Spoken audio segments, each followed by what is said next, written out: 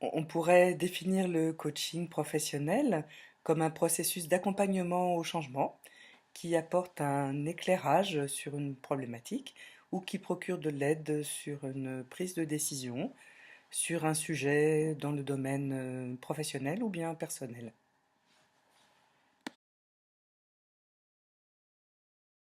Le plus souvent, on rencontre un coach professionnel pour éclaircir une préoccupation, faire avancer un projet ou bien résoudre un problème.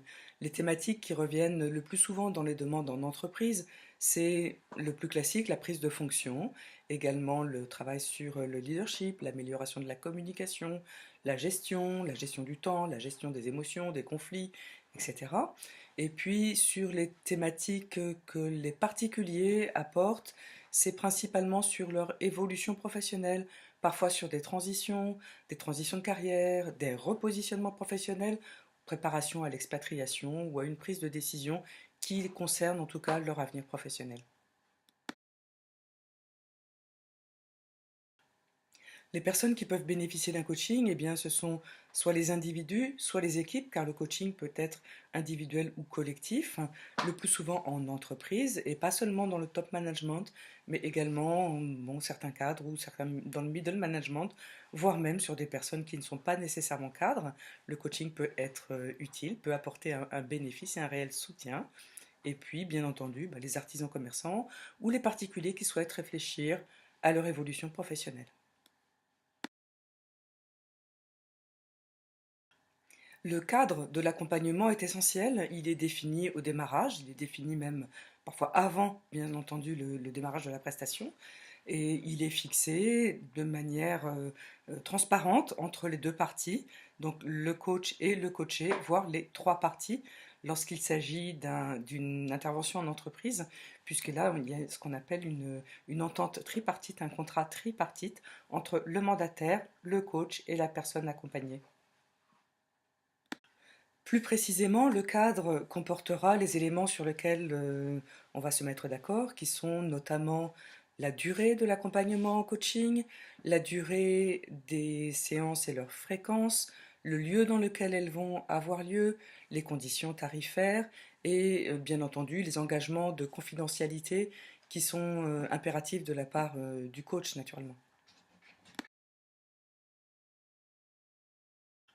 Alors, un coaching, c'est un accompagnement ponctuel sur un objectif. Donc, à partir d'une demande exprimée par la personne coachée ou par l'entreprise, eh bien, le coach et la personne qui l'accompagne va pouvoir définir un objectif. Et ensuite, tout au long du processus d'accompagnement, qui se déroule le plus souvent sous forme de rencontres en face à face, eh bien, le travail, la collaboration faite entre la personne et son coach va consister à explorer quel est le contexte, quel est l'objectif, euh, qu'est-ce qui, qu'est-ce qui empêche justement la personne pour l'instant d'atteindre cet objectif, donc quels sont les freins, quelles sont les motivations, quelles sont les ressources, quelle va être la situation vers laquelle la personne souhaite se projeter et quels vont être les moyens qu'il va mettre en œuvre de manière à pouvoir atteindre cet objectif. Et cet objectif, on va s'attacher à ce qu'il soit réaliste et mesurable.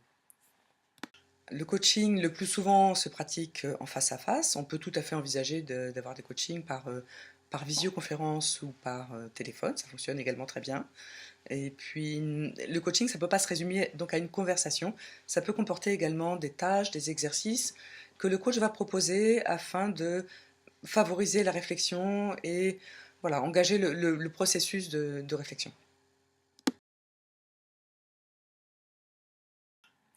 Le coaching professionnel est un métier qui est désormais inscrit au répertoire national des compétences professionnelles, RNCP.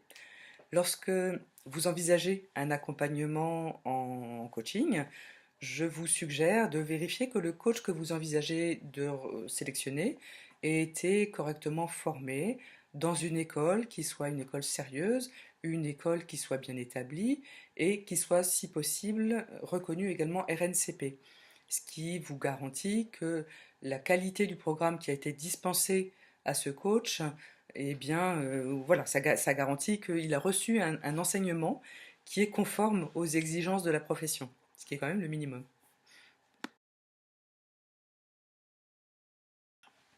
Les coachs peuvent être certifiés de plusieurs façons, c'est-à-dire ils sont certifiés par l'école qui leur a dispensé l'enseignement, et ils peuvent également, s'ils le désirent, être certifiés par un organisme indépendant. En ce qui me concerne, j'ai choisi International Coach Federation, qui est donc la Fédération internationale de coaching, ICF, qui représente actuellement environ 35 000 membres répartis sur toute la planète, dans plus de 75 pays. Et la ICF peut certifier les coachs en fonction de leur niveau de pratique et de leur durée d'expérience, en expérience. C'est-à-dire que ICF vérifie que oui, le coach avec lequel vous travaillez a compris et maîtrise ce que ICF appelle les 11 compétences de base qui sont vraiment la trame du métier du coach.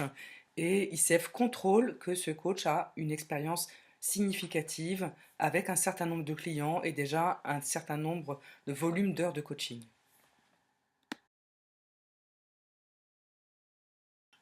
En ce qui me concerne, j'ai choisi d'appartenir à ICF. Ça représente pour moi un signe d'engagement fort, c'est-à-dire que je m'engage à plusieurs choses. Déjà, à respecter le code de déontologie qui est quand même assez exigeant. Je m'engage à maintenir et faire évoluer mon niveau de certification, ce qui veut dire que je m'engage également à entretenir et enfin, faire progresser mes connaissances par une formation continue tout au long de mon parcours professionnel. Je m'engage également à une supervision régulière. Et vous savez, lorsque vous avez en face de vous un coach qui adhère à ICF, qu'il est censé donc incarner les valeurs, les 4 valeurs clés qui sont respect, intégrité, collaboration et excellence. Et ça, c'est vraiment les ingrédients de base qui vont vous permettre une relation de coaching saine et dans le respect des exigences et de la déontologie de la profession.